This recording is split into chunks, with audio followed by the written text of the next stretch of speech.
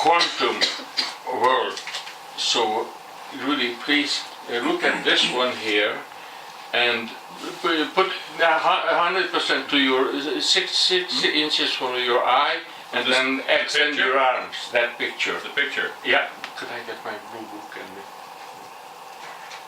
What am I then supposed go? to see? Well, you'll see us. Don't say what you see, but just experience it.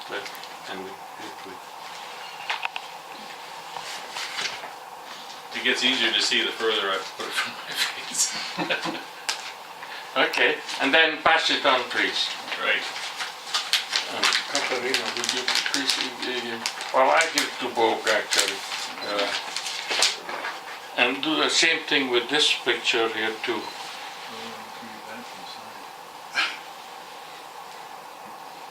That's a very recent computer adjustation, and this You one mean is... that you have to do this? Yes, that's right.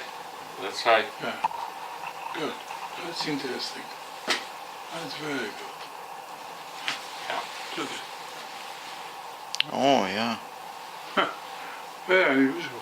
Is that I amazing? haven't seen that before. This Hungarian thing, isn't it? A Hungarian Nobel Prize. He got a Nobel Prize for this one. This is the hologram. Yes. Yeah, that's right. Hologram. Gabor Danish. Yeah. Your relative. I've been in his house Have you?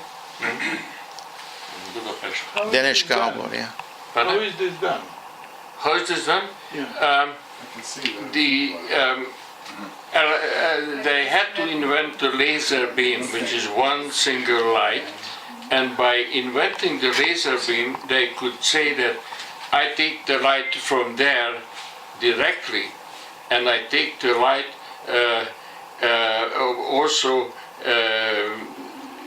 the same way, but then one beam, the second beam, would be delayed when it gets there, and therefore, depending on where you turn it, that little difference between the registered image gives you the space effect. The single beam. He invented this in '47, wrote it on a back piece of paper, that idea. And but then there was no laser beam in '47. So somewhere in the late '60s, the laser beam was invented, and then they put it together and gave him a Nobel Prize in '72.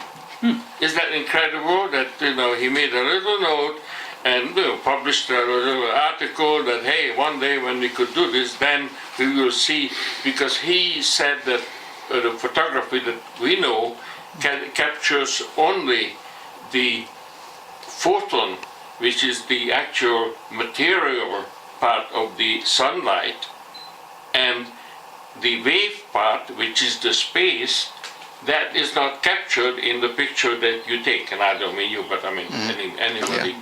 And he made this point that photography only gets half of the life.